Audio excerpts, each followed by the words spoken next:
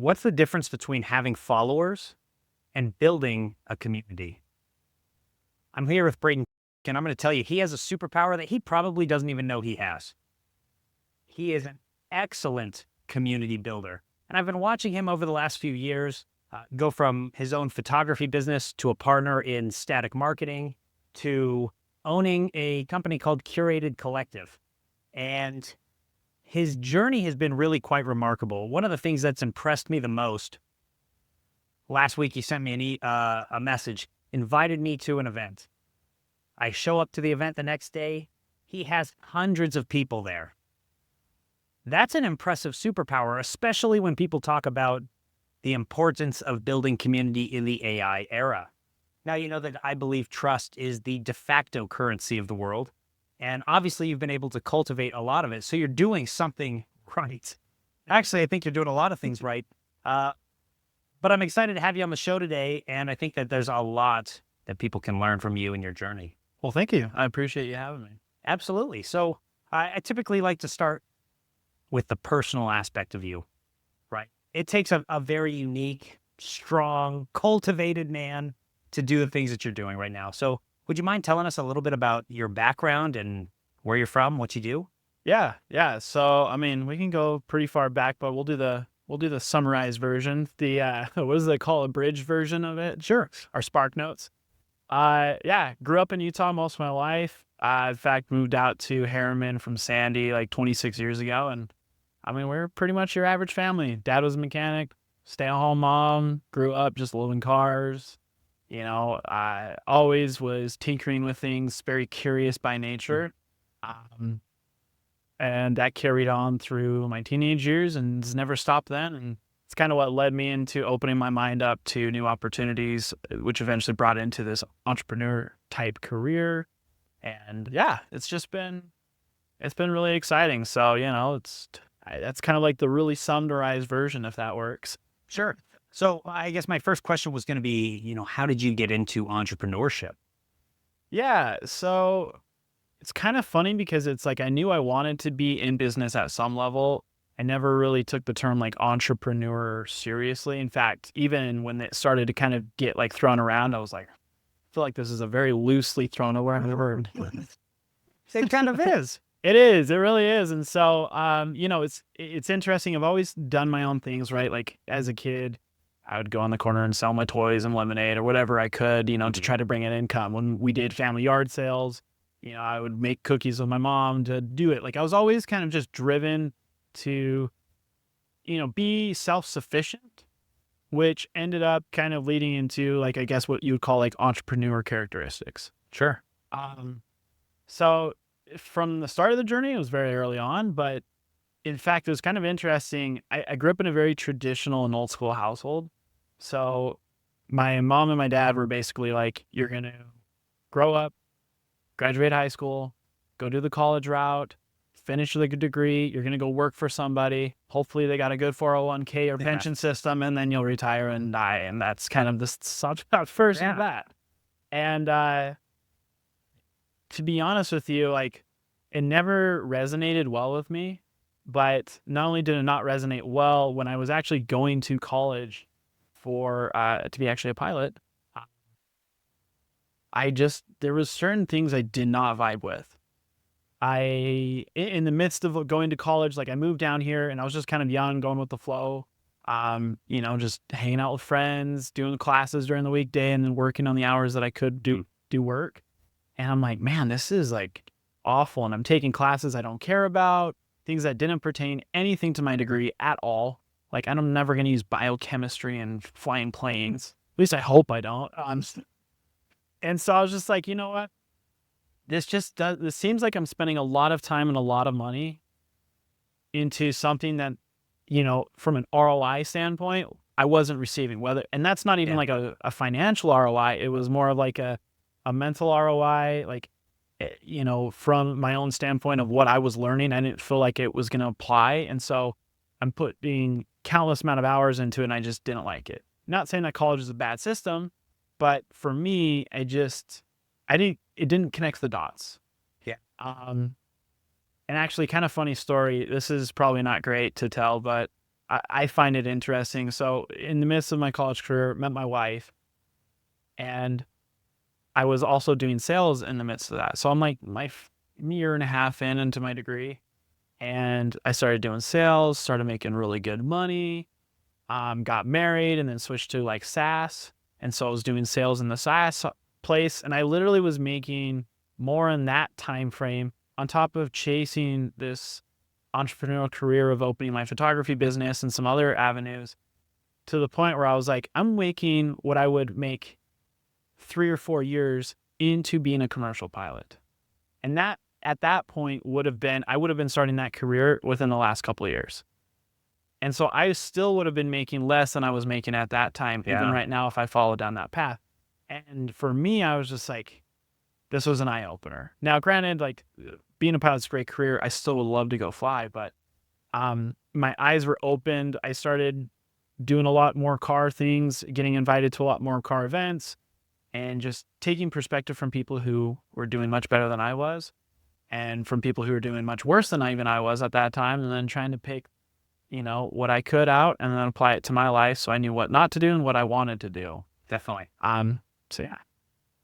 We have a very similar journey in a lot of ways, it feels like. I often say that the university taught me all the ways to be unsuccessful as an entrepreneur. 100%. And here I am, almost complete with my doctorate now. But I've continued education for the love of learning, not necessarily for what it gave me early on. And it's helped me with the more advanced degrees, perhaps. But especially in my undergrad, they were telling me, I was trying to start a business at the time, and I was in a business management program. Don't use more than 5 hashtags when you post, and you need to only post once a day or you're going to overwhelm and burn out your audience, those kind of things, right? And especially back then, this was 2017, 2018.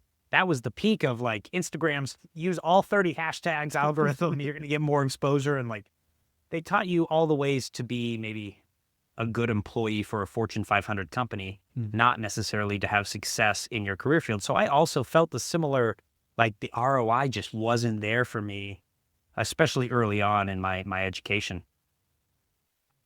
Were there any experiences, and you kind of touched on photography. I'd like to maybe talk about that too, because that was really, from at least my perspective, what I saw your first big entrepreneurial endeavor. Were there any experiences that kind of launched you into that?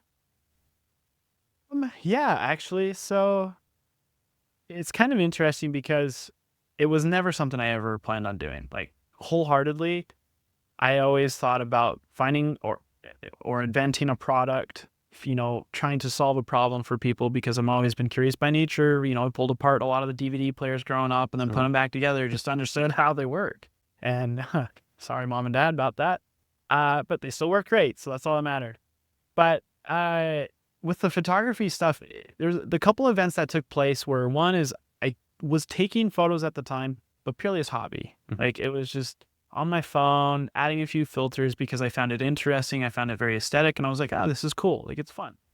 And obviously it was something I could do to capture the moment when I was out doing like these different car events, rallies and meets. And, you'd see something like, you grew up here and I grew up here, and seeing just how the automotive scene here has developed is insane. Like the coolest car I saw growing up was at an auto show at the Southtown Expo Center, or Mountain America Credit Union Expo, whatever it is, that building. And it was like a Ford GT.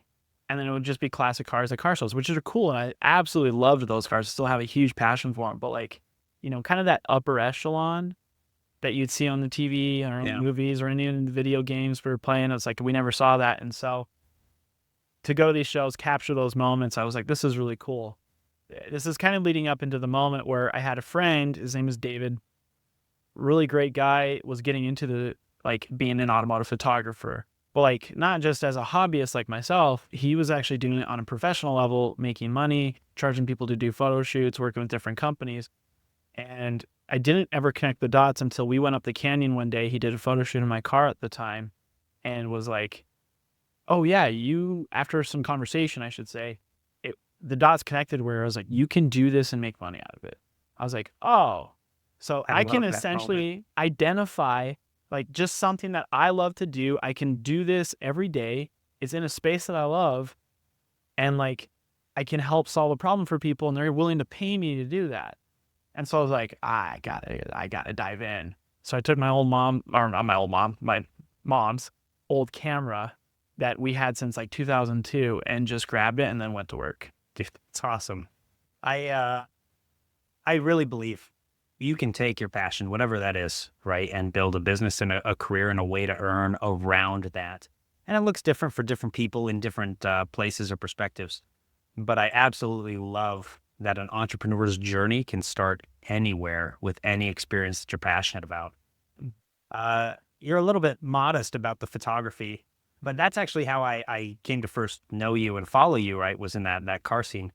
I was probably one of the first, if not the first person to have like a GT3 RS in Utah and be open about driving it around. And I took it to all the cars and coffees and things like that.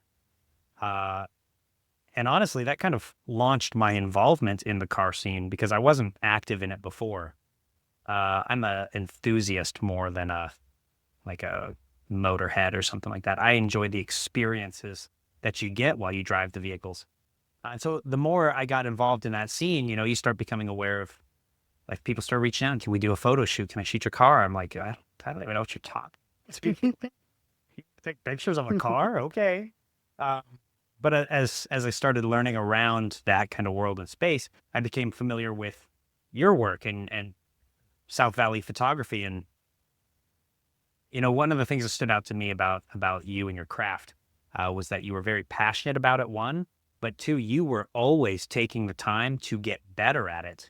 And so over the years, you kind of saw the evolution of the quality of the photos and the editing. And like, it was very obvious that as an entrepreneur, you wanted to be a master at what you did.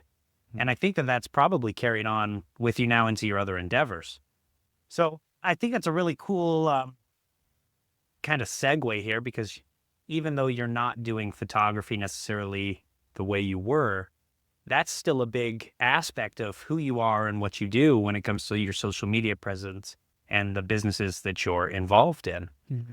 Were there any, I mean, you kind of shared one already with that experience, but any big aha moments that set you up for success as an entrepreneur, like maybe as you got started on your path?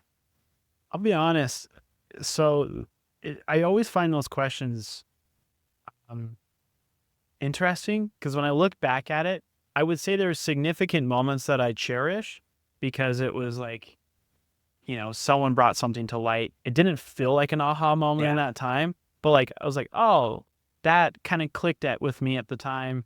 And it was enough of a click for me to kind of go down the path. But even then, I'm very self-sufficient and, for better and worse, sometimes a little stubborn. So sometimes those moments take a little bit longer to click because I'm working through it and working past some of my own boundaries and personal barriers that I have set up mentally over the years because of the way I was raised, because of the way that I was taught. And, so I wouldn't say there was like one like specific aha moment. I think it was a accumulation of multiple moments of inspiration. Definitely. The thing, you mentioned, like with photography, the evolution of how it's been over the years, right? There's certain aha moments that I think I had in like my editing process, as an example, that I came across by doing my own research, by looking at other people's styles, by reading books, doing online research. YouTube, obviously, that was a great platform, even though there was like nobody in the space. So I had to take other people's information who were doing things in like the product and retouching side and portrait side, and then try to apply it into the automotive space. So yes, there were multiple, I guess, moments of inspiration that kind of helped guide me down my path of why I'm here today, but I wouldn't say there was one aha moment. Yeah. So you touched on something that I'm very passionate about, and it's the concept of continuous learning as a leader, as an entrepreneur, as an organizational driver. Continuous learning isn't just formal education, right? You mentioned you were on YouTube. You were looking into what people were doing in photography and other fields to try and learn from that to drive your field forward, right?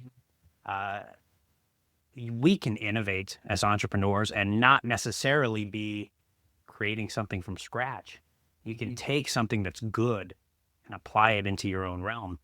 So I love that concept, but I love the concept of continuous learning and like always looking for a way that you can be better at what you do. I think that is a skill set that separates winners from losers when it comes to business. 100%. 100%. I feel like a lot of people, when they talk about like entrepreneurship or think about like, when they at least discuss business, whether they're aware of it or not, it's kind of interesting. I notice a lot of people talk about like, if I just get there, and it's like, well, define there. Like, what's that next level even? Like when we talk with businesses, even we're helping them develop their brand and grow online. It's like, well, I'm ready to take the next level. I'm like, well, what does that even mean? And they don't even know how to define it. And it's kind of interesting because a lot of people, I think, on the continuous education side, they think that you just get this point of what do the Buddhists call it? Enlightenment. Yeah, it's like this moment of enlightenment. And they're like, I made it. This is it. This is I know and understand everything. And it's like, no, that's far from the truth. It's so far from the truth because the moment you start to catch up and really take on new techniques or strategies, a new technology comes out. This new tool comes out that automates everything you did. Yeah. And so things become more efficient, but then you got to learn how to do that tool. And then does that tool actually help you accomplish it in the right way? And then it's always just working and learning. Mm-hmm. And I think anyone who thinks that you have to stop learning or stops learning you reach a point of stagnation that is just, I feel like, a really interesting path, especially if you're trying to take the entrepreneurship journey. Definitely. Because the moment you become complacent, you become in the past. Like you become old news, in my opinion. Yeah. You touched on how AI is kind of innovating, but maybe separate from that, I've never, and I'm sure most people would agree, I've never run into a problem set in entrepreneurship or a business that couldn't be improved, right? So the concept of just knowing everything is so foreign to me because even if I get to a point where I'm doing really, really well in something, we're running really lean and efficient, I can look at it, I can assess the situation, I can still see ways to fine tune and improve. I don't think there's ever somewhere where you'll hit, a level where there's just no improvement to be made. Oh, no. It's just unrealistic. It is. And I mean, so I worked in all forms, right? I've worked with startups. I've worked with, companies that have gone public. Like I worked in everywhere. And it's kind of funny because I've tried to always place myself in the right rooms to like be able to kind of take the knowledge, understanding, and the things that they're talking about, mostly to gain perspective. And it's been really cool, even in my career, with being in some of the rooms I've had because of photography and the marketing side, just discussing with these different business owners what's going on in their company. And from the outside perspective, you're like, oh man, they're killing it. Like they're doing so well. They've got their processes dialed in. Like everything's running great. And then you kind of peel back the curtain a little bit and you're like, oh, it's actually just a well-managed dumpster fire. Like it really is. And everyone runs into constant roadblocks. And the moment you start to feel like something, like you're always, I don't want to say putting out fires, because there are good businesses and well-run businesses, but there's variables that you have no control over and that you have to overcome and adapt constantly. Definitely. And so when people think that it's just this kind of breeze past this like level of like quote unquote success, it's like, that's so far from the truth.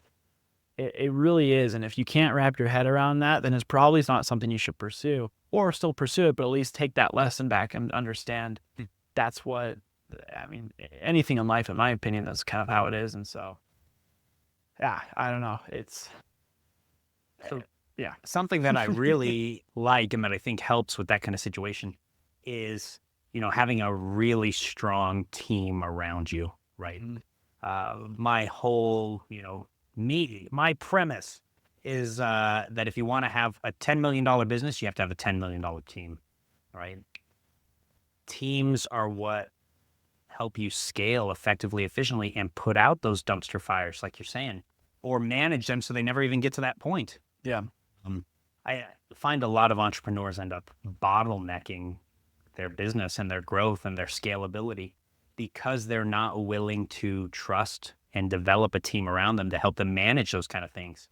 So I've been kind of watching, you, Static. I know a lot of people that are working with and around you guys. And I know that you're putting together a really good team there of solid individuals, trustworthy individuals that take pride in what they do. So that's kind of maybe my segue into tell us about Static a little bit. Yeah. Yeah. So Static, we're essentially a marketing company and creative agency whose basis and foundation is around media. Right now, we're in a consumption world. We're in a consumption nation. Hence why the tariffs were such a hard hit on a lot of e-commerce businesses. Which yeah, yeah, We're It's a fighting through, and it's a crazy climate. And there's some strategy behind it. Unfortunately, it hurts kind of us guys, who are, not government officials with a salary. But aside from any of the government controversy behind that, we come in and we help build blue collar brands. We've worked in the automotive industry for a long time. We still entertain that side of the industry, but Static is a foundation of how we take people's businesses to that quote unquote like next level. We're a consumption nation and people consume media constantly. I mean, you can't even drive down the freeway. Even if you don't have a phone or any social media, You're going to get hit with it. you're going to Digital everywhere. billboards. Yeah. It's wild. You are visually, unless you're stuck up, and even in the nature, like you are constantly collecting data in your brain of all the visual environment around you. And people understand that, marketing is just real estate. And how can I fill this real estate with my brand or company so you recognize it and want to potentially use me? That's it. Like at its core, that's it. Jeez. No one's ever phrased that to me before. I love the concept. Marketing is real estate. It's mental real estate. It is. That is awesome and powerful. So I guess, don't just divulge your secrets here, but what is the, I guess, real impact, the power that you see with Static marketing helping these brands? From my perspective, right? I watch and I've never even heard of marketing agencies for construction companies before. But then I see, like Jeeves out on the work site, they're pouring concrete behind him or something like that. That's kind of a cool thing. It's something that I wasn't exposed to previously, that I wasn't aware with. But what kind of impact are you guys seeing with the brands that you represent? It's pretty substantial, to be honest. Kind of going back to what I mentioned as far as like marketing being real estate. The thing that people forget often is if I'm not top of mind, I'm on the back burner, right? And for construction companies, a lot of these guys are very old school. So they work in, an avenue where it's 100% referral based. I have a relationship with you as a builder. I have a relationship with this individual, or I've done enough work for enough people over the years and grinded my way through that I have people constantly referring me. Oh, who did your basement? Who helped you guys with your electrician? To set up all of your guys' wiring for the house. Those types of things. And so these guys are very old school in the sense of they have just been working off referrals. We've come in and there's kind of a new wave of entrepreneurs and builders and, these blue collar guys who are just grinders, but also understand the impact of what social media and other forms of media can do for their business, that are starting to make it small ripples right now. Like even us, we're still very early on helping this industry, especially teaching this industry on what they need to do. But the impact is enormous because if you're a custom home builder, you're doing multiple different things. You're inspiring a younger generation. You're inspiring people, like for example, Corey Robinson, he's not one of our clients, but he's one of the guys that we've talked to before. And he's started to do this, especially on social media. Most people aren't going to be able to ever afford his homes. He's doing $3, $4, $5 million plus homes. Like these are insane, right? And maybe he does like, I think, if you watch this, don't quote me. I don't know, but I think it's only like 3 or 4 homes a year. So the likelihood of you or me or some Joe Schmo off the street who's going to hire him is probably minimal. So you're like, why do you even need to market then? Well, what he's doing is he's creating brand awareness, because you never know. What if my business takes off? I come into some money because of our business and I'm ready to build that next dream home. I might want to hire somebody like him, and likewise, it creates a presence among other subcontractors and other builders of the quality and what people can do and are capable of. You're inspiring a younger generation on maybe ideas that they want in their home. Like I'm very goal oriented. And so if I see that I can have a whole separate house or like call it a wellness center and a pool and a TV that comes out of the ground that I can watch while I'm sitting in my pool, that. like that's pretty cool stuff. It's not the whole purpose that's going to drive me there, but it's stuff that I can go, that's exactly what I want. Like I want to be able to, partake in those kind of things. And so as far as impact, it's fairly heavy because we're bringing exposure to brands to help not only generate new business, but create new relationships. Like, for example, one of the people we worked with last year, they didn't even care about getting new business, which is how a lot of people pitch. Hey, I'm a marketing company. Let me bring you all these business. I can bring you these leads. We're going to get you this much traction, followers, etc. This business we talked with is like, I just need high quality employees. He's like, and if my company doesn't represent high quality work, I'm only going to attract low quality people. He's like, I need to attract high quality people. And my work and how people perceive our company is going to bring that in. Because then if you're looking at the guy who does the most amazing work, it's pristine and stuff, you're like, well, I want to be a part of projects like that. If it's not presented in a light that emulates that narrative, it's going to be really hard to hire. And it already is hard to hire in this industry. And so even that kind of opened my eyes and perspectives. So we, at its core, we bring people in, we figure out what they want, and then we help them accomplish that goal. So I really liked how you're taking an industry that has essentially been ran on referrals since time immemorial, and you've plugged in a way to like actually have sustainable lead generation, right? A lot of people don't realize YouTube, for example. YouTube is the second largest search engine in the world, right? Like you mentioned, people consume media. Media is real estate in your head.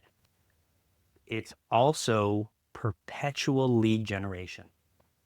So I think something like that, I mean, you've totally hit on it. It's not something I would have thought of before you said it, but your social media, your content development then as a marketing agency is lead generation into perpetuity, and not just for the construction companies and blue collar companies and workers that you're representing, but also for yourselves then. That's a pretty sick gig. it's pretty sweet. It genuinely is. Like the thing that I love about what we do is reason why we even call ourselves not necessarily marketers, we're more just like brand strategists, because building a core brand and an audience that is engaging with you and is caring about you and your business, that is interested every time they pull up their phone, what project they got going on today, what's happening in their lives, and is really like dialed in to what you're doing as an individual or as a company. That's what creates a legacy behind that brand. And that's what's going to continue to bring you more business. And you're bringing like call it a cult following if you want, but a group of people that want to constantly engage with you. And that's way more powerful than the guy who just wants to, sell a couple things and then call it a day. Right. And it's cool because we're plugging into a very archaic, business mindset. Like, for example, there's a roofer who literally still to this day operates on a calendar on his wall and a journal next to his bed. That's how he schedules everything like that. But he does 450 roofs a year. But it's very archaic. It's very archaic. So we're able to plug in these new systems, keep that top of mind. And yeah, the impact for their business, again, goes beyond even probably the lifespan of what we've done with them, because what we're setting up as a foundation for their business, like if they can keep that consistent for years, like that, you're talking about Coca-Cola style brands that just have the name, you hear the name, you know it, you can resonate with it, you know what it's tied to. Yeah. Well, and even if you think about that, if you optimize your content now, right? That content, once it's posted on the internet, it's not going away, right? You post a YouTube video, that'll be on there until you delete your YouTube video. Yeah. So and you think about YouTube as the search engine, then you have some really good content. It's out, it's posted forever. that thing is working for you. So I love that you're able to take that asset. You talked about community just barely. You touched on that. Okay, so that's, I think, like I set up in our hook at the beginning, that's a really awesome superpower that I see that you have. You're doing it with Curated Collective as well. So I mentioned last week, Braden invited me to an event. I go out there. I don't know how big it's going to be. I know the venue is relatively, small, doesn't have a big parking lot or anything like that. You probably had 200 to 300 people out there. One, I want to ask, how do you do that? That's freaking awesome. But also, I think you're doing something really cool with Curated Collective. So let's talk about both of those things real quick. Sure. Tell me about Curated Collective, why you're doing it, the purpose behind it. I love that it's limited edition drops. I'm sure you'll touch on that too, but I'm reminding you so you don't forget. I appreciate that. And then tell me about how you're able to build the community around there. Yeah, so Curated Collective at its core is an automotive enthusiast like streetwear brand. That's pretty much it, like summed up. The cool part about what we do is a lot of like the automotive like brands and styles of streetwear that I've seen are so cheesy. It's always either like Fast and Furious related or it's like motors, horsepower, like it's using like just these keywords that we all associate with cars. Mm-hmm. And I'm like, I feel like this is just some guy who looked up common search word like keywords online. What's the pop in SEO? Yeah, what's the most popular car right now? And then I'm gonna throw whatever, and then it's just so cliche, and I hated it because like I'm not saying I'm good at fashion, but I wanted something that if I had in my closet, I'd be happy to wear at any occasion. Yeah. And so there wasn't really anything out there that I like genuinely loved. So initially it kind of started as that. It's also kind of the test subject for, and kind of mentioned a future brand that we're going to do the soft launch for here in July. But what I created around Curated was a very stylish, very like, I wouldn't call it futuristic, but forward thinking as part of design of streetwear that was affordable. And the kind of the cool key aspect that makes it fun is whatever car that we base that piece of clothing around, we only produce as many merchandise items as many of the car was manufactured.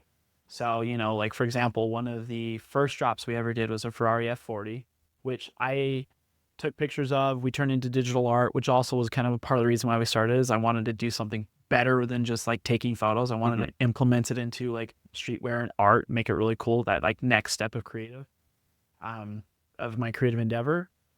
And anyway, it was a Ferrari F40. It had the, it's like plexiglass windows. I think they call it like Lexicon or something like that. Those kind of like plastic race style windows, very lightweight. Well, there was only 90 manufactured in the world that first year, which is actually kind of interesting because it was originally supposed to be glass, but they couldn't get the glass done in time. So we made 90 F40 shirts based off of this photo I took of this F40 and curated this whole design together, did a drop, did an event, and then sold out. And that's kind of how we based every car. So I usually like to take photos of that car, incorporate it, into some of the design aspects, and then we do the drop, and yeah, very limited. So yeah, it's pretty cool. You mentioned, you did an event, you sold out. Obviously, then you had 90 people or so more at the event. How do you build the community around that to get those people out of their homes to come to your events? Yeah, I think it's because it's not just followers, right? It's no, not just having people on social media and you say, hey, come to this thing. Obviously, there's a connection, right? Like I come to your event because I'm like, okay, I know Braden is doing some really cool things. I want to see what he's doing. Like this dude is honestly inspirational. I'm sure you are to me and then obviously other people. So it's not just you have a good social media presence and following, right? You're building a sense of community and you're doing something to get these people to one, have trust in you and what you're doing, but also to feel that sense of belonging around Curated Collective. Yeah. The thing about communities, that I find interesting is it's not something you can build overnight. Mhm. People talk about virality. I've had viral posts myself. Like, we've had millions of views on videos. Like, I had a post where me and my wife took pictures with a supercharger and it went international. Yeah, that was a really good one. Yeah, that was a pretty good one. And at the time I was working sales and doing this career. And so it's kind of interesting. The thing I learned is when I was even selling, and this is kind of the precursor to it, just to provide some background. When I was doing sales, most of the time when people bought, I thought, at least in the beginning of my career, was because of the product. If I can present a really good product and it solves a problem, because that's how they taught us what business is. Yeah. Business is identifying a problem and providing a solution, that it would sell. Mhm. And I'm like, oh man, I was so far from the truth. It was so far from the truth. I couldn't wrap my hand around it because I was like, well, he taught me this is what business is and this is why people buy. But like, no, buying and the human psychology behind it is a totally different thing. And I know I'm preaching to Yeah. the choir here, but why people buy is typically not even just because of the product. You have some products that are like that, like milk, great. But water, even, like, you've got smart water right here. That is proof that people don't buy because of what the product is. Like, yeah, I'm thirsty, but you know, if that was Aquafina and I present that to a couple of my friends, they'd be like, ew, no. It's like, but it's water. You And know? thirsty. And exactly. I'm solving your problem. 100%. So someone taught me early on in my sales career that facts tell, stories sell. Yeah. And that when I could tell a story that resonated with them, and typically even like build a relationship with them and build that rapport, they're buying the product because of the stories I told and because of me as an individual, not because necessarily the product. Like, yes, did the product still provide a solution? Absolutely. And so when we're building a community and kind of building this group, I realized that I need to just communicate with as many people as possible, build rapport with that, because people who I can meet and I have a relationship with, like, they're going to back me on anything I do for the most part, right? Yeah. And, you know, one of those, I guess, aha moments, going back to the question earlier, that helped me realize that is there's a big YouTuber here in Utah that I got introduced before he kind of even hit some of his bigger strides, the Stradman. Shout out to James. Thanks, James. I got introduced to him through Clayton, and that was kind of like what confirmed everything that was learning and seeing around the world, as far as like my experiences of people who just are endeared to you past like at a level that I didn't even think was possible. Like, literally, he could sign a napkin, throw it up on eBay, and people would pay for it. Now, objectively, I'm trying to get there. yeah, for real, yeah. Objectively, it's a napkin with a piece of Sharpie on it and ink. Yeah. At the end of the day, if, you know, when everyone puts their head down, that's all it is. But because of who you are as an individual, because of what you do, the community, the inspiration that you've given people, that goes so much farther and so much deeper, because it's a human connection which you cannot replicate. And so I realized then, okay, if I can build a community, create enough relationships with people, it's going to allow me to do the things I'm passionate about. But that's not the reason why I did it. I just realized the power of it. Definitely. Because the power goes so deep in it. And so to answer your question, as far as like what I did to build that community, I just spent years, like the last 10 years of my life, going to places, meeting people, having genuine and authentic interactions, conversations, you know, taking note of things that they're interested in, remembering little things that they mention in conversation, like, oh, you know, my sister just had a kid. And then the next time I see them, remembering, how's your sister's kid? Or, you know, details like that. And then just building the community. And then the other side of it too was being involved with people who are making impacts in the community, and then associating myself with them. And not by just being like, I'm going to surround myself, I'm going to be at the dinner table where they're at. Like, no, providing value for those individuals. Yeah.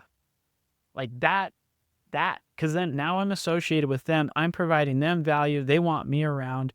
And then now I can get plugged into even more people. And it just became this like domino effect. And this wasn't my mindset going into it. This is just me like verbalizing this kind of like reflection over the past years of what I've been doing.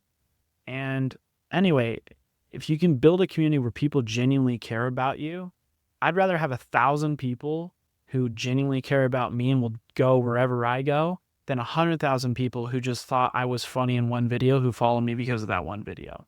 And that's the distinction even in social media, which is a whole nother rabbit hole of a conversation we could discuss, that people I think get twisted because they see the big following, they see the number, and it's like, if that person dropped a product tomorrow or told people to come out to an event, would anybody come out?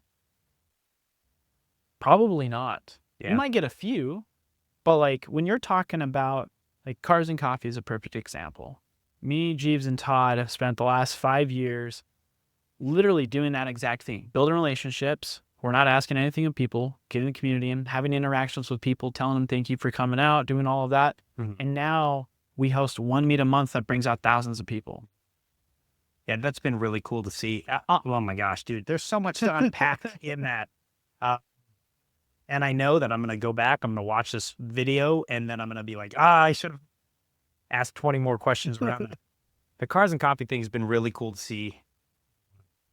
Not to derail maybe from the value, but I got my GT3 RS in 2019, and Cars and Coffee then was like 50 to 100 cars.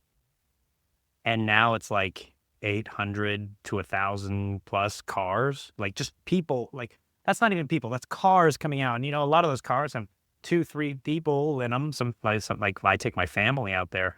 So I'm like, man, that's an event now that you guys have cultivated and generated the community around, where you have thousands of people showing up just to hang out. Just to hang out in a parking lot. Yeah.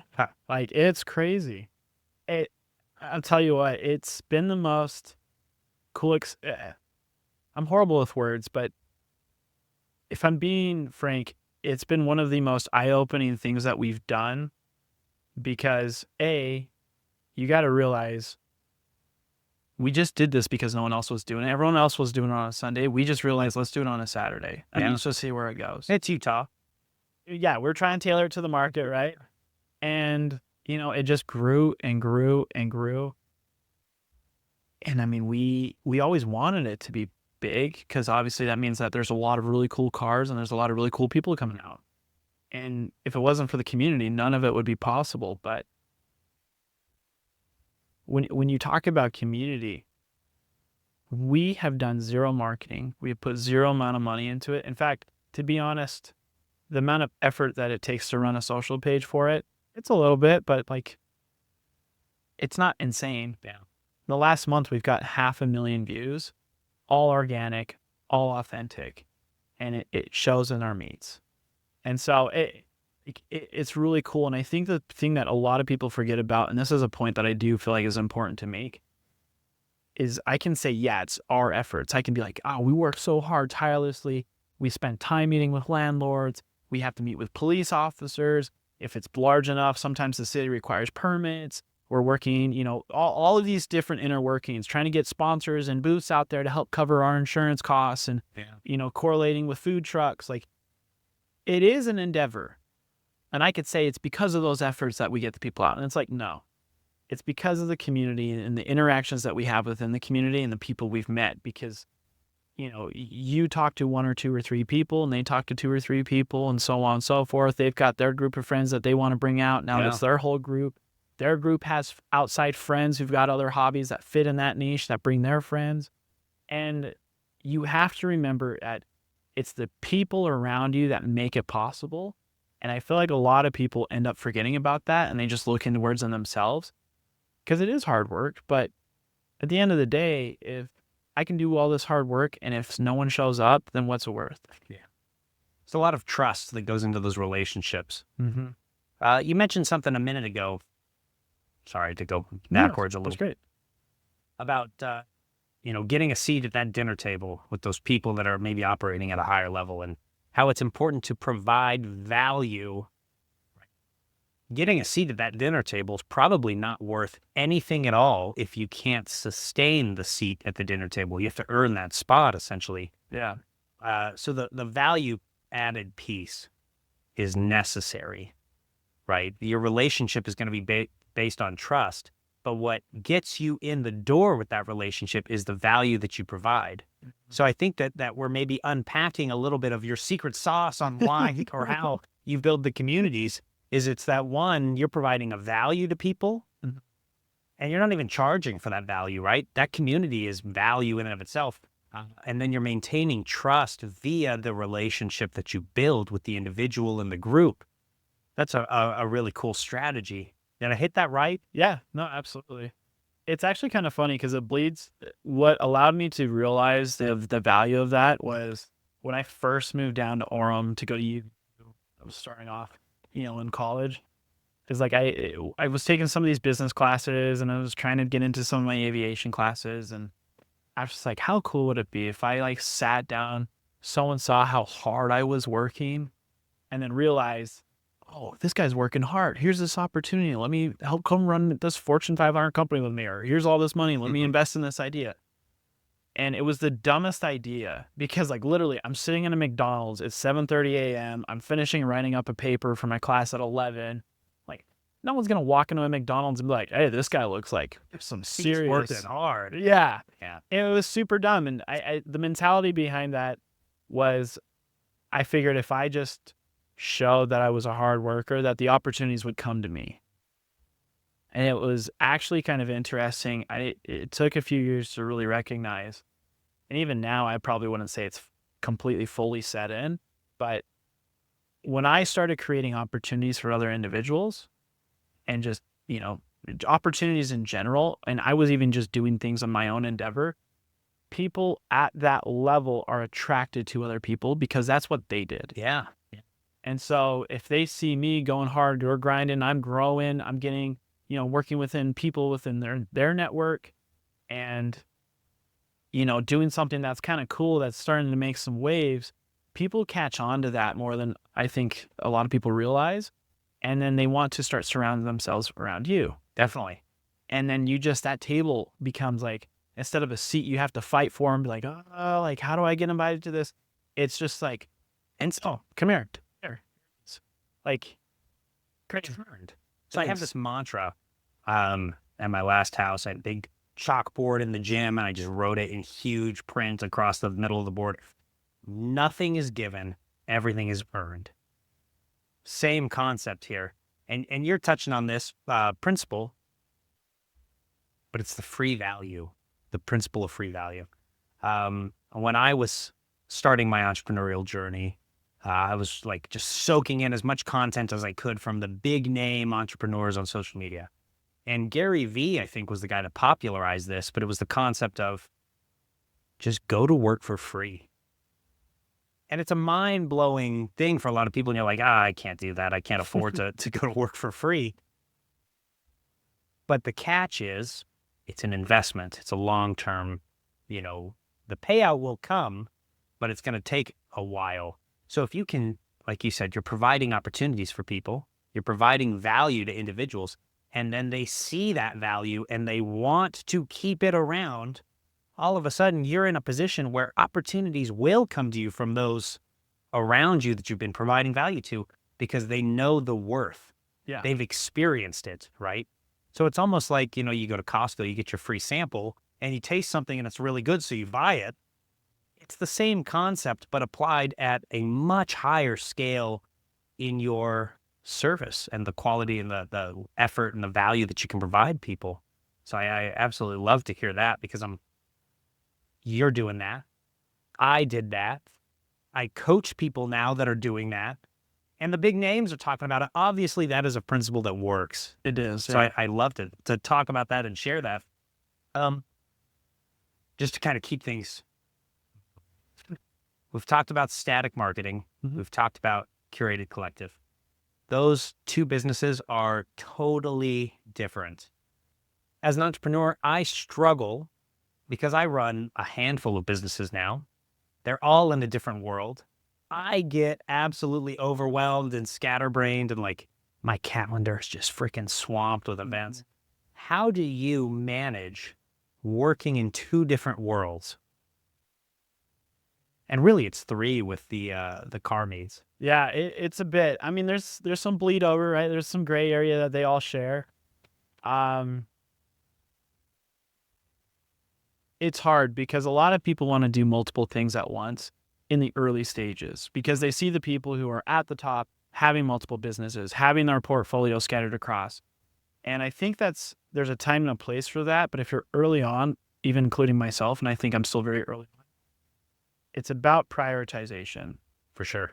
Like you have to have your priorities straight. You have to have the direction of where you want to go. Like that path doesn't have to be defined, but you have to know that like when I'm working on that, that's the only thing I'm focusing on. And so I try to allocate only times of my day. And I'm not saying like, I don't think there's like one method that necessarily works, but like for me personally, if I'm going to sit down and do that, I remove any other distractions from any of the other businesses or opportunities and only allocate time to that business during that time of the day.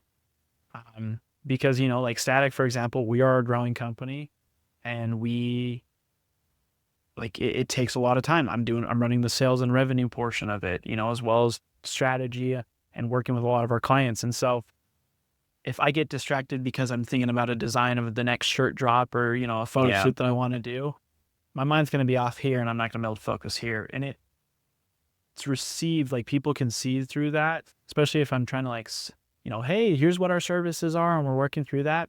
But if they can tell I'm distracted. Yeah. Because I'm not answering the questions the way I should be, you know. And so I try to, in any of my endeavors, split up my week. And usually just for me, I have to write it down and then say, this is what I'm doing for the week. Now, it doesn't always play out that way, but at least I'm like, I know going into those hours what I'm going to be focused on and what needs to get done. So I have a saying, dude, I use a Google Calendar religiously. And I tell my wife, if it's not on the calendar, it's not real. And if it's not on the calendar, it's not happening. Fair enough. Just because that's the visual representation I can have where I can segment my time for the different tasks, the different businesses, those kind of things, right? The focus bit, that's critical. If you are a young entrepreneur, focus on one task. Focus on one thing. Don't try to run 6 businesses at once. Grow one business until it's a win. And then once that's established and self-sufficient and growing, then you can move on to the next, right? Yeah. In fact, one of the things and not to interrupt that train of thought, that I've come to realize over the years, because there was at one point where I was trying to do 4 or 5 different things. And, you know, the interesting part is when you're creating opportunities, people see you and what you're doing, and, you know, you start getting around those circles, they start presenting you opportunities. And the thing that nobody tells you, at least in this process, is how to say no to those because you're so excited about them. And you want to be involved with them and you feel honored that they even thought of you to be a part of those projects. But knowing that this is what you're trying to build, like, and this is where the term comes down to, and I haven't fully, again, materialized this into a really good way of explaining it, but anytime I look at them as almost different pots. If I'm focusing on building this, I can only deposit so much into this pot. But if I try to also focus on this, well, I'm technically robbing this pot and put it into this, right? Like anytime I distract, like I'm scrolling through reels, like I'm taking the time and money that I can invest in the business and my efforts, I'm dumping into this, and which one has a better ROI? Clearly the business does, because consuming social media for me, even though I work in the industry, doesn't truly have an inherent value that pays my bills. Yeah. And so it's like that's the thing I think a lot of people need to realize when they're early on in that journey is if you're focusing on a bunch of different things, even though they're all business forward, they're all supposed to be revenue generating, you're robbing one business to pay another business with your time, mental capacity. Like we only have so much we can offer. There's only so many hours in the day, and there's only so much willpower and mental capacity that we can actually contribute to these every day. And if you max that out for so long, you're going to burn out and all of them will die. So you talked about 3 points there. You talked about time, money, and mental capacity. Now, a lot of entrepreneurs starting off, they're not going to have money, but what they do have is time and they have mental capacity. Just to touch on those are investments, right? Your time, I'm a firm believer, your time is the most valuable asset that you have as an individual. I respect and value my time to the point where I am not going to do things half-assed, haphazardly, If it's something worth doing, I'm going to do it to the best of my ability. I would recommend to all entrepreneurs that you invest your time. And when you are investing your time into something, you need to be doing it to the best of your ability, to the best of your capacity, and you need to be efficient, right? Don't waste time. Social media is a hard one for me. I have to be on it to grow my business and my organizations, right? Like, I do a lot of that through one, paid advertising and Facebook presence and posts, two, groups and interacting with people on social media. So that's an aspect of work, but it's also my biggest distractor and time waster. Yeah. So being cognizant of that, I think, is a key to success for entrepreneurs. You want a social media presence, you don't want to waste time on social media. And in the mental faculty, there's a drain on your mental faculties while you're on social media as well, right? You only have so much cognitive load and cognitive space available every single day, right? And obviously there's some factors that influence that, your sleep, your diet, whatever, your caffeine intake to some degree. But if you're wasting your cognitive faculty capacity load on things that don't move the needle for your organization, there's no way you're going to find success. So invest your time and invest your mental faculties towards things that are important, that move the organization forward, that actually move the needle for you, that help you earn money, right? Don't waste them on things that are going to be inefficient and ineffective. Yeah. Cool. So we've talked about you, your personal journey. We've talked about your business and how you're, involved in these different worlds. Let's talk about strategy a little bit.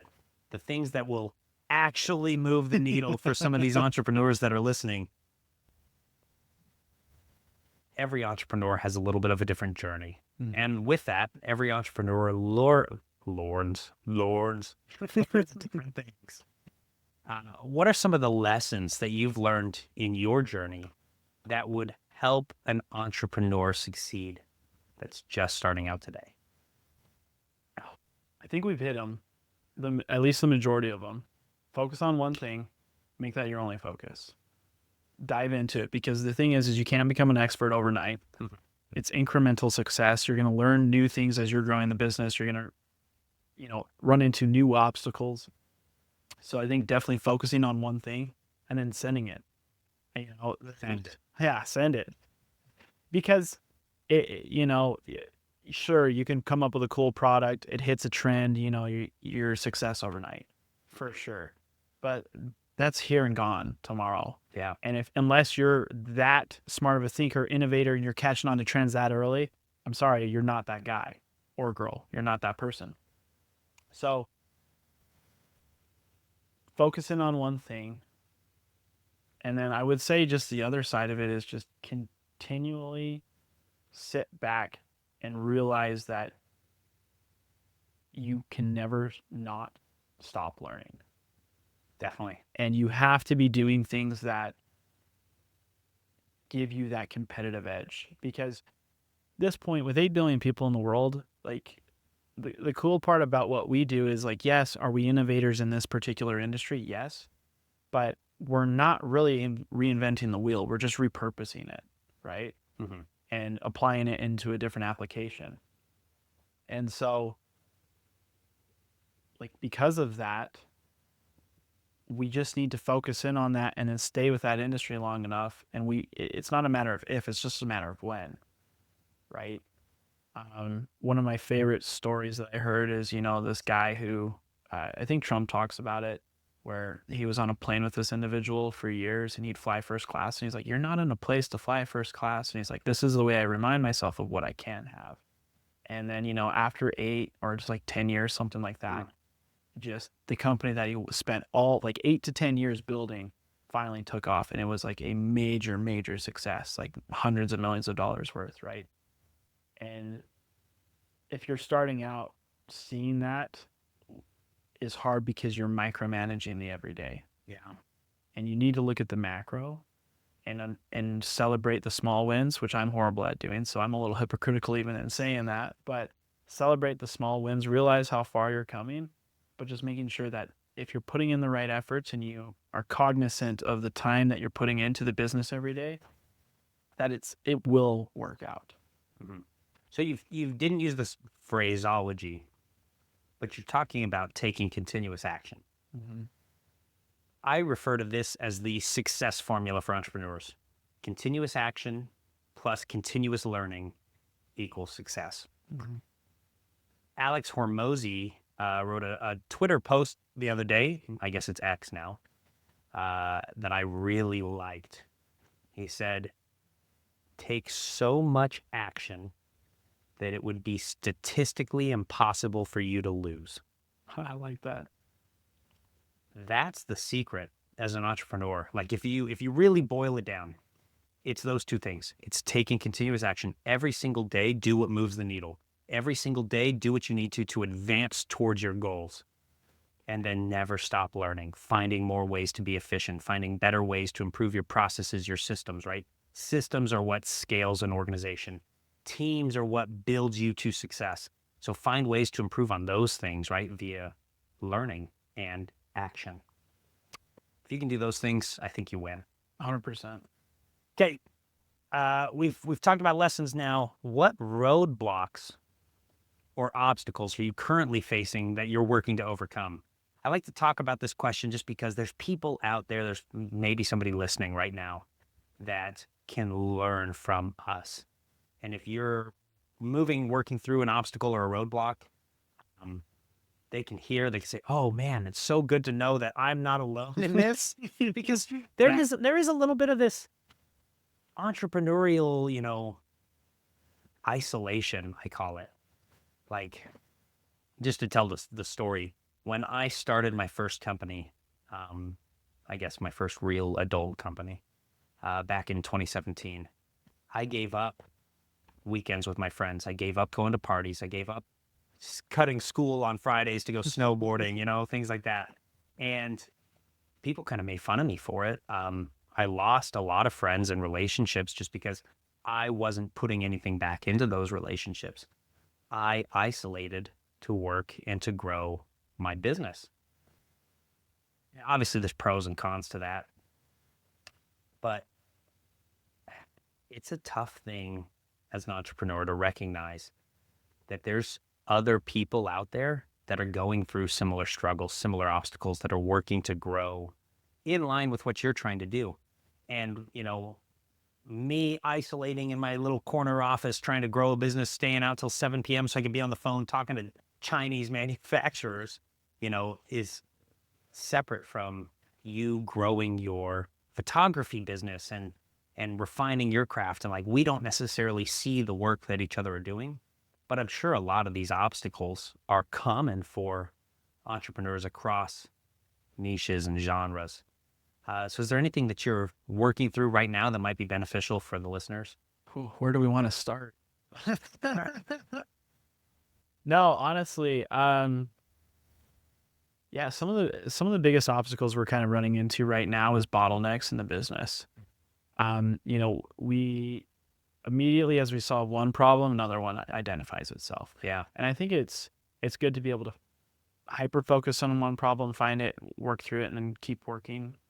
And one of the things I really like that you said is bringing in a team of people that can help you work through those problems and, overcome those different obstacles in your business. Because for example, with us, one of our biggest bottlenecks that we run into is we need to come up with idea generation for all of these different types of blue collar companies who, they tailor to different audiences. The narrative that they tell is different.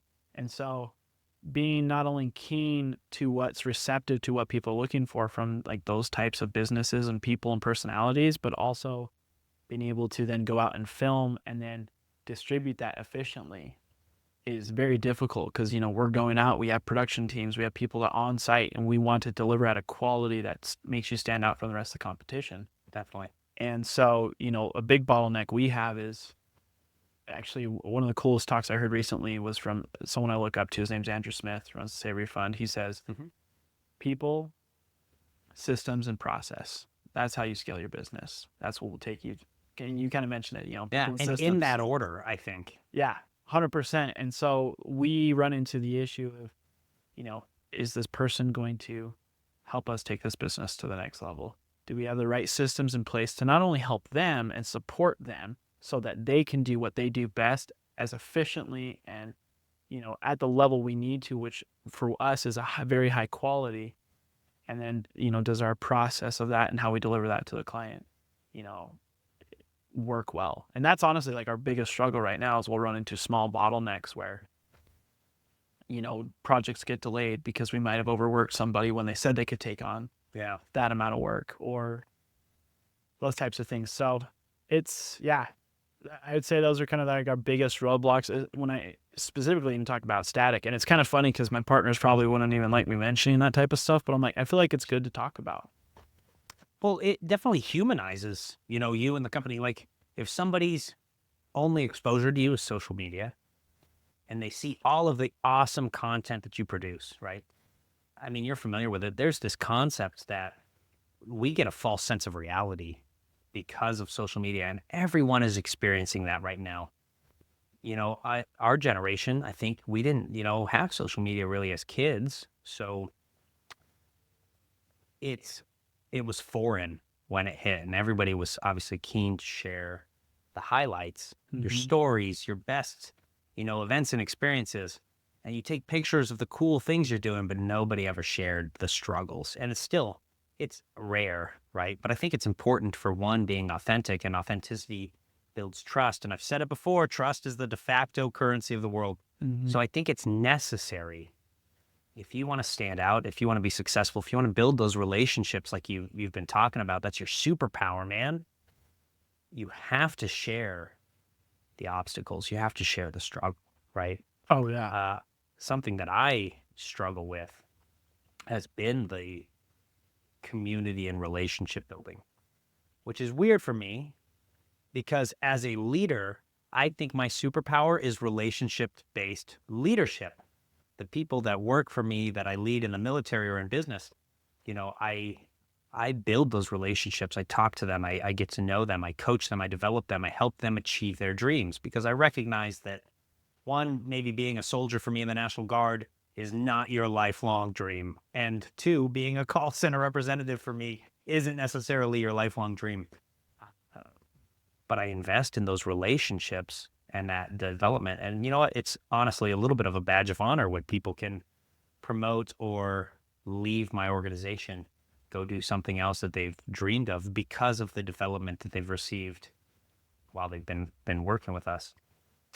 I really like the concept that you shared about people and systems. Everyone recognizes that systems scale empires, but I don't think that it's possible to really grow an organization without people. So one of my dear friends, his name's Akbar Sheikh, his whole concept is I'm going to do what I do best. I'm going to outsource the rest. And that doesn't necessarily mean you have to outsource to other companies, but it means you could outsource to other people.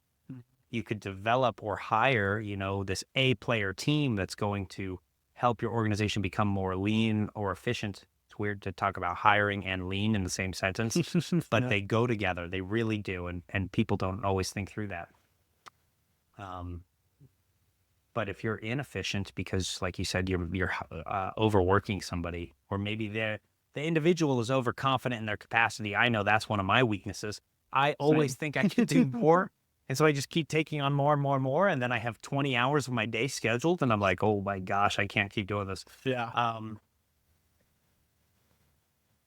So in a way, there is a threshold where hiring people or developing people, investing that time into coaching and developing and mentoring makes your organization more efficient. Yeah. So I love the concept of having the right people. I recognize that my successes in business, I've got an MBA. I'm working on my doctorate in business administration, organizational leadership, right? So I have that formal education behind me, but my successes in business weren't because I was good at business or because I was, educated on how to track metrics or do marketing or anything like that. My successes in business all stem from developing unstoppable teams. And I recognize that my teams are what has propelled me to levels of success, both in e-commerce and in the military. I'm a huge advocate for investing into people and the people that you have around you. And that solves a lot of problems. That helps overcome a lot of obstacles. And then when you have the right people in place, the systems are easier to refine because the person closest to the problem is the person who has the most incentive to solve it. So as an entrepreneur or as a business owner, right, you might be a couple steps removed and you can look down at a problem and just dictate a solution, but that's probably not actually the best solution because you're removed from the issue. So I try to put a lot of trust into the people that work for me or that I coach and mentor because they're the ones that are going to be the problem solvers and the needle movers, right? So can I ask you a question? Yeah, please. So I feel like when building a team, especially when you're scaling a company, there's multiple factors that come into play, right? Like we're talking, are they not only a good worker, are they skilled in that labor? Are they going to bring like the value to the table? Because it's hard. Everyone can talk, but the people who can actually do it, like it's hard to find depending on what industry you're in. And then you also deal with the culture side. Yeah. Because you're going to have an A+ player who's determined, who's the best at what they do, but could be completely toxic to a culture and completely disassemble a whole team. And obviously, I understand that at the minuscule level that I have and from the people I've surrounded myself with. And I find it very interesting because you also bring the military aspect to that. And I feel like that is one of the most intense team building and trust you have to have in an individual. Yeah.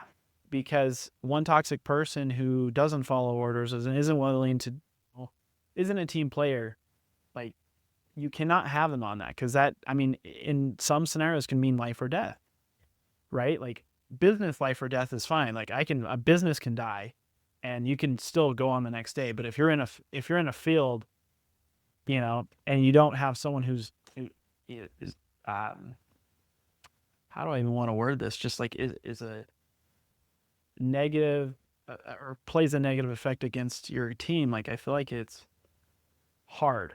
And so how do you work through that? How do you identify it, but then B, build a culture, build a team that is reliant on each other, can communicate with each other? Like, again, there's all these factors that come into play that continue to keep it effective and growing. Because, even us, like, people attach that term to culture and it's hard. Concept that is very common and prevalent in the military. It was popularized for maybe civilian use by Simon Sinek. My little chart here, if the camera can see it. But you have high performance, you have high trust. Just draw little arrows. Okay. Who do you want to hire? Obviously, you want the high performance, high trust individuals, right? Mm-hmm. But there are people out there, just the reality of the situation, who are really high performers, but they're horrible people. Mm-hmm. They cheat, they lie, they take advantage of the situation to make the sale, right? Those people will kill your culture. And if they kill your culture, you lose your people, your good people, your strong people, the people that lead the organization, right? So you never, never hire a high performer, low trust individual. Additionally, out of the low trust, low performance people, you probably don't want those, right? The commonality here, though, is the trust. Because I'll take a low performance, high trust individual. You can train someone to do a task. You can train someone to do a job, but you can't coach trustworthiness, especially not when you initially hire someone. So I try to, as a point of emphasis, actually, I hire 100% based on, do I feel that this individual is trustworthy, and are they a good fit for our culture? That's the box that I hire. So a lot of people ask, and actually I just spoke at Akbar Sheik's mastermind last week, or maybe 2 weeks ago now, and I got this room of entrepreneurs, and all of them raised their hands with the exact same question. And they're like, well, how do you hire A players? And the truth is, I don't hire A players. That's not what I'm trying to do. If I can, great. But what I hire is high trustworthy players, people that I can hand the keys of the organization over to, and I know will represent us well, that will take care of me, my family, things like that, right? If I hire someone who's super trustworthy, I can coach them up on everything else. If you're bad at, like, for example, the majority of people that I hire are in sales or they're in customer service, right? But I don't want a low trustworthy person to have access to all of our, financial data or customer billing information, things like that. Obviously, Yeah. there's a risk there, right? Simultaneously, I don't want to trust somebody with giving my customers and my clients a really good experience if they're not going to be a trustworthy person. So I focus totally on how well they're going to integrate with our organization and the trust level. And there's some ways that I do that are kind of unique to a lot of people. I exclusively hire based on referrals. That blows a lot of minds. And you're like, well, you're going to get a lot of unqualified people. And yeah, I will get unqualified people. And I'm totally okay with that because I can coach them and make them qualified. I can teach them how to do the task, but I can't teach them to be a good person. Yeah. Not as easily anyways. So, interesting stories. I really do genuinely only hire 100% based off referrals. And even the people that leave my organization to this day, which, 7+ years now of doing this, 100% of people who have left my organization have referred people to come and work for me or to take their place.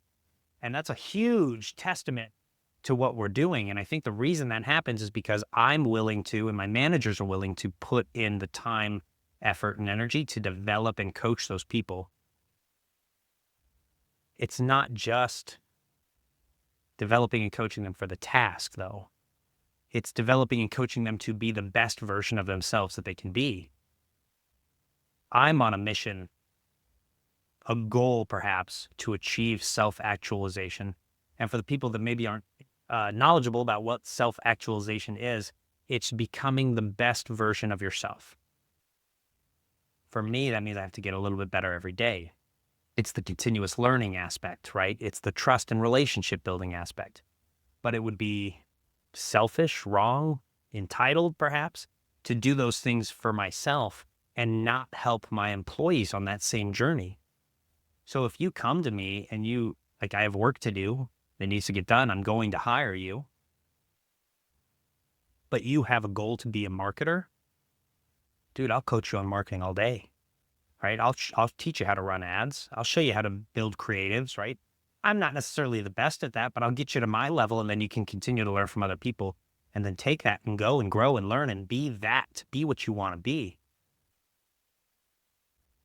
So that's typically how I approach hiring, right? And then as far as the developing a team to be the A players that you want that are going to move your organization forward, it's really a multi-step process. I start with trust. Trust is the de facto currency of the world. But that means I give a lot of trust to the people that I hire. And I've been able to do that through the referrals, right? Because if you refer someone to my organization, I trust you. I know you're not going to refer someone who sucks to me. Yeah. Because you don't want to ruin that relationship, right? You want to be known as the person who's made that good connection. And the people coming in subsequently, they want to have a good connection too. They don't want to misrepresent their friend, their family member, whoever referred them to us, right? Mm-hmm. So I can already start with a high level of trust in that situation. I give them that trust. I teach them, the role, and then I let them take the action and I let them take the ownership. And that's the scariest part for a lot of entrepreneurs is how do you give up ownership to someone else for their task, their role, their purpose, right? And for me, it's kind of what I mentioned earlier. I recognize the person closest to the problem is the best equipped to solve the problem. I want to let them do that. And I'll give them, what our non-negotiables are and their left and right limits, what they need to operate within. And then I'm going to trust them to operate. And if there needs to be a correction later, it's a conversation, right? It's, hey, I saw that you were doing this. I would appreciate if you operated more like this, If the KPIs aren't where they need to be, it's again a conversation. It's not a dude, you suck, you're not getting enough phone calls. It's, hey man, I noticed that your outgoing calls 15% lower than everybody else in the office. Let's talk about why that is. And maybe we look at some of the surrounding, situation and nuance that goes into those kind of things. Actually, just to share, I had a employee, he's a relatively new employee in my organization, and he has a lower call volume than everyone else, but he has a higher talk time, like on the phones, higher call average, if that makes sense. Time average of phone calls. So obviously he's just spending more time on the phones talking to the employees. That's not inherently a bad thing, but it means he's being less efficient with how he conveys the information that solves the problems, right? But then that's a situation that I can coach, right? I can coach him how to be more efficient. I can coach him how to overcome objections. That's how I tailor that. So we start with trust. We coach and develop the performance. It's hard as an entrepreneur because you get in your head what your vision is, what right should look like, where you want to go. But are you communicating that efficiently and effectively to the teammates, to the organization, so that they can take the action to actually get you there? A very common problem that I see in entrepreneurs is what right should be, where you want to take the organization, and then you're frustrated that your team isn't getting it there. But the reality is, have you ever actually taught your team what that vision is? So I like to start with a process called command philosophy, right? In the military, a command philosophy is how you as a leader not just want to, but how you're going to lead, how you're going to be perceived as a leader, right? And that's your philosophy of leadership then. I teach civilians and entrepreneurs, business executives, how they can develop their command philosophy. And I base it on 3 pillars. So this is the freebie for everybody here. Your mission statement. It has to be crystal clear. Your mission statement is why you exist as an organization. Once you have that narrowed down and it's clear, concise, and can be replicated and understood by everyone in the organization, you work on your vision statement. Your vision statement is where you're taking the organization, and I like to add in why that matters. And then third is your non-negotiables as an organization. For example, mine is that I'm only going to hire high-trust individuals, and then I'm going to put in the work, the time, the energy to develop the people. But your non-negotiables are your left and right limits. That's what you're going to operate within. That's how you're going to get to that vision statement. And when you have those 3 things, they're those guiding pillars, those supporting structures for you to develop your command philosophy around. How are you as a leader?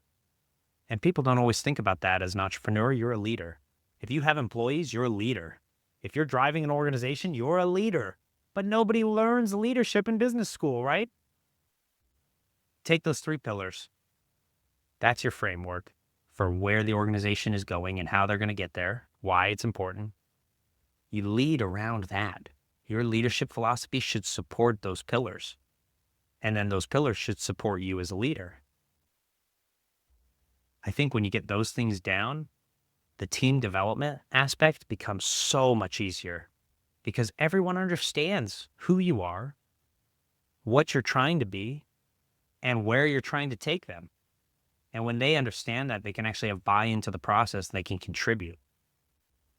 That was like a fire hose, just going for was so awesome. long. Hope it was good. No, it was perfect. I mean, you opened my eyes to a few things that I've heard before. Just again, didn't make that like conscious to subconscious connection with. But no, I loved it. I think that's very important. I liked the point you touched on of like having a crystal clear vision of your philosophy, your ideas, and then being able to communicate that, because that is one hard thing I think I've realized in this journey, especially as you're scaling, because you're bringing in people who are there to fulfill a role, who are excited to be a part of it at some level.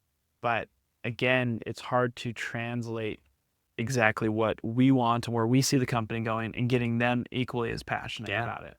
Well, and the hard part is, as an entrepreneur, right, you're the most invested in your organization. No one is going to love your business the way you love your business, right? Because nobody has the reward and the benefit that you have as an entrepreneur. But how do you get them to take ownership of their individual role? How do you get them to own and love and be passionate about what they do?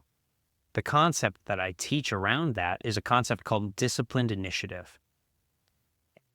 Simply put, disciplined initiative is the empowerment of individuals to take action at their level to drive the organization forward. It's that ownership piece that I was talking about. So like I have a warehouse fulfillment manager, right? I'd wholly trust him and expect him to do whatever he has to do to make that warehouse the most efficient, lean, best operating warehouse it can be. And I don't get in the way, right? I think if you can have disciplined initiative, if you can implement that in your organization, you'd be amazed at how far your people can take you. General George S. Patton famously said, "When I want something done, I tell people what to do. I never tell them how to do it, and I let them surprise me with their ingenuity." I try to take that same concept and just implement it. Tell people what needs to get done and let them figure it out. Let them show you how to do it efficiently. I like that. And then you supervise and refine, right? If there's something that wasn't good, you can look at it and say, that really wasn't that great, but you can improve upon it. Like we mentioned earlier, there's never been a situation or a business that I've encountered or that I've coached where I haven't been able to see a way to improve it. As long as you sit down, you assess the organization and the systems, there's a way to get better. 100%. Okay, man, we've covered a lot of stuff. I do want to ask, we talked about value earlier, the importance of giving value. Is there anything that I can do for you to give you some value back? Ooh, I feel like you just did. I feel like you just did. No, I mean, honestly, I might call you with a couple questions, but Dude, please do. And I love to see, you're getting into Curated Collective and, your top secret project that's dropping in July, you said. July. Yep. If you have questions about the e-commerce side of things, really even just the business development and growth side of things, I put my little Shopify award here just so I had something cool as a centerpiece. But obviously that's my background and my passion, and I love to help people who are doing it. So I appreciate it. dude, thanks so much for coming out. Love to have you. I'm sure that the viewers got a ton of helpful information from this. And we'll look forward to doing it again sometime. I'm excited for the next one. Thanks, man. Yeah. So cool. We did it. We did it. Lock it down, brother. We're getting back to people. Dude, we are.